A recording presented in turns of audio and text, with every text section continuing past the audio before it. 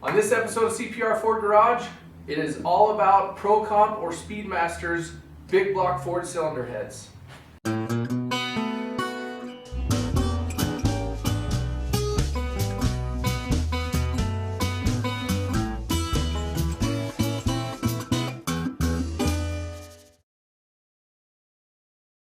I'll tell you what looks good on them, what I like about them, and what I don't like so much. If you're not familiar with these, Pro Comp has made heads for quite a few years. Recently they've changed their name to Speedmaster, and it looks like they're kind of trying to step up their game quality-wise, which is good. They are imported heads. They are Chinese castings from everything I know, and they are a budget head. These go on Summit Racing for about $420 a piece bare. And after buying these and checking them out, I gotta say, that is the way that I would go with them. So you're in a pair of bare heads for $840. And then you just need to buy valves, have a valve job done, studs, guide plates, valve springs, and all of that stuff. I find that valve springs I usually end up changing on heads I get anyway. I don't buy into that whole, they're good for this much lift. Which these springs are rated to 600 thousandths lift, and they are a hydraulic roller cam spring. So they are too much for what I'm doing, and I will change them out. I'm a big proponent of buying the valve springs that the cam grinder or cam manufacturer says that you should run with that cam. So I always plan on replacing valve springs, so that's not really a factor for me. Now, depending on where you look, there's a lot of info out there on these that is not so good. There's a lot of inaccurate info, and there's just not a lot of good info out there about these heads for the big block Fords. So depending on where you look, they're rated at either a 275 or 295 cc intake port, which is kind of, from everything I've found, it is modeled after the Ford Cobra Jet port.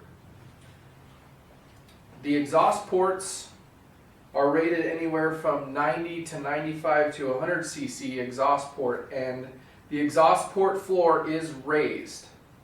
They do come with a 2.19 inch intake valve and a 1.71 exhaust valve, 90 cc combustion chambers, and stud rockers. Now, looking online, you can get these heads for about $1,300 complete for a pair. So they are definitely a budget head. They're better than people give them credit for. I gotta say, initially inspecting them, the casting looks very good. The machine work all looks good. Threads, deck is milled flat, everything like that. The ports do leave a little bit to be desired, and we'll get into that. The reason I ended up buying these from a guy locally is they popped up on Facebook Marketplace, and after hearing all the bad things about them, I wanted to put hands on them and look at the casting and machining before I actually took a gamble and bought them. They might look a little weird in the video. He actually sprayed them with clear coat, which is going to have to come off because that never works on engine parts. It turns yellow or gold.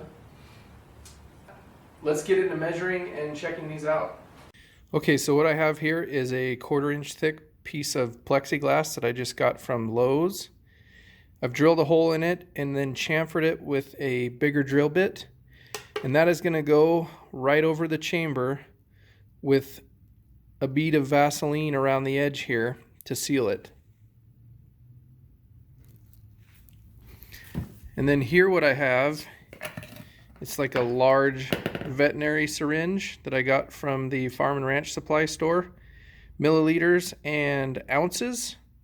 And then I have some denatured alcohol, which I have dropped quite a healthy dose of blue food coloring into, and I'll show you how we CC this chamber and also check for leaks at the valve to seat surface. And the reason you use alcohol instead of something like water or some kind of heavier fluid is that a heavier fluid like water will not fit through small imperfections in the seat and show a leak like this thinner fluid will. You can see the spark plug is already installed. Make sure you're using the plug that the heads actually take, which I went with Autolite 3924, which is right from Speedmaster's website. That tells you what they take.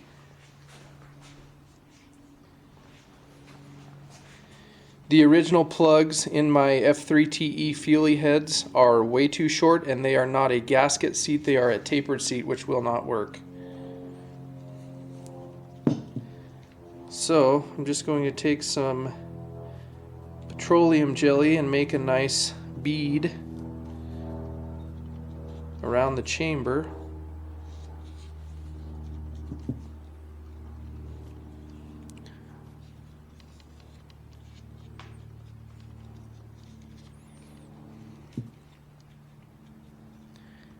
And I have already tried this on these heads. That's why you see the 95cc mark right there. They are 95cc's, in fact. You want to verify stuff like that anytime you buy some heads secondhand. And I found that there is the high point where the air kind of tends to get trapped. So you set that on there, and then you want to go ahead and press it down everywhere.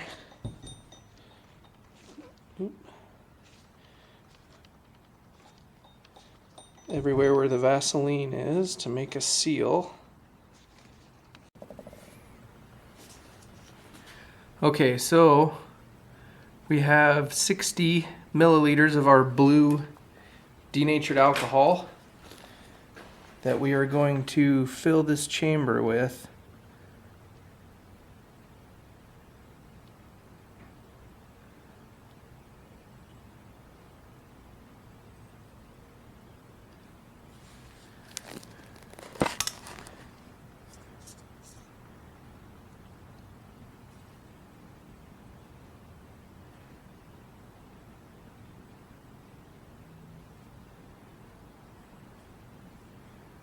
So there is 60 milliliters, there's 60 milliliters, which is the same as 60 cubic centimeters. But that's the biggest syringe I could find. So I refilled my syringe up to 50 milliliters. And you can see I have about 21 or 22 left.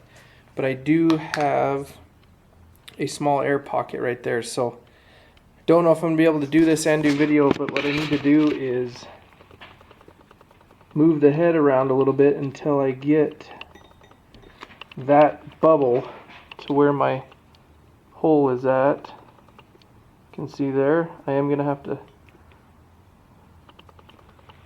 There's still a tiny bubble, but we'll...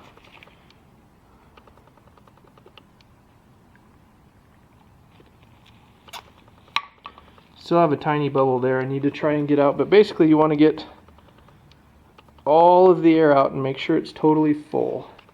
Okay, so that chamber is completely full. No more air pockets. And the grease around the sides is what keeps it from leaking out. And you'll see we have right at 20 milliliters or cc's left in the syringe. So if you do math, 60 was the first shot, and then from 50 down to 20 would be another 30, so that's 90 cc's. I measured several of the other chambers, and they were right about at 95 cc's, so there'll be some variance there, but that answered my question, and these are the big chamber heads, and for my purposes, these are going to need milled. Now, as we do this, we're also leak testing the valve job and the valve to seat seal. And unfortunately, as I did this, not on this one, but a couple, I'll post a video here, I was able to see water dripping in a couple of the exhaust ports. And much to my dismay, as you can, let's see if I can get this in there. See there, we have a couple of exhaust valves dripping. That's just great. Which means that the valve job, the way these are out of the box, will not seal. Could you run it like that? Sure, you could.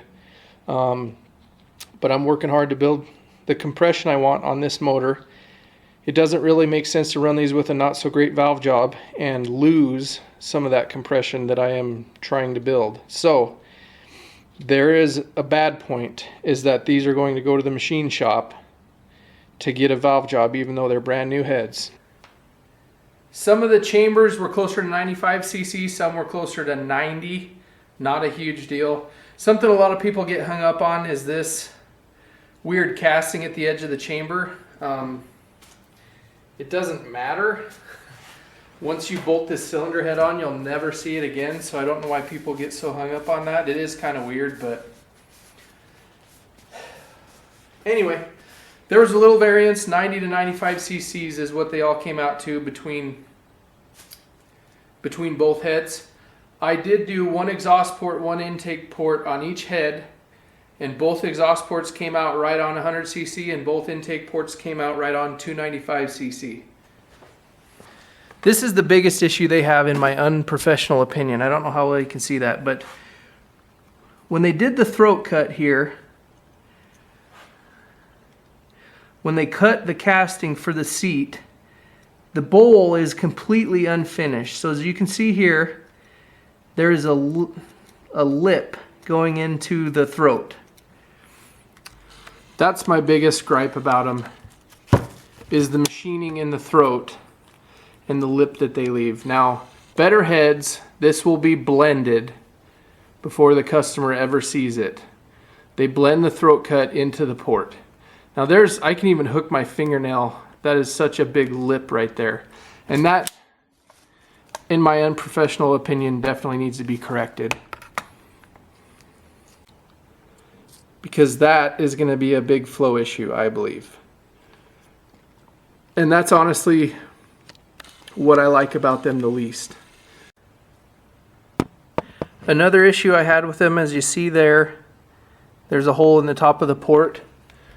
That's where that rocker stud threads in, and that's fine. There's plenty of heads that are like that.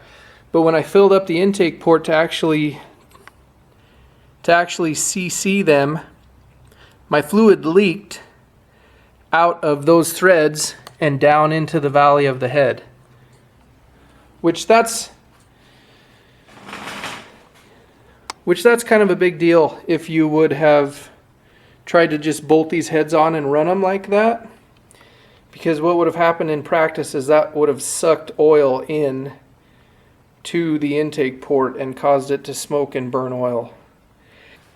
Okay, so after all that measuring and inspecting, here's what I think about them. I think they are a good budget head if you buy them bare, take them to a machine shop and have them do a valve job and clean up the throats of the ports a little bit and take care of the little things like the rocker studs and the little finish work like that they're lacking on. I think you would go wrong putting a ton of money into them porting, because no matter how hard you port them, they're not going to be as good as some of the other heads that are out there that cost more money. But if you're doing like a street build, a budget build, and you're wanting to step up your game from like some ported stock iron heads or stock iron heads, I think they're a great choice as long as you take care of those issues that I talked about.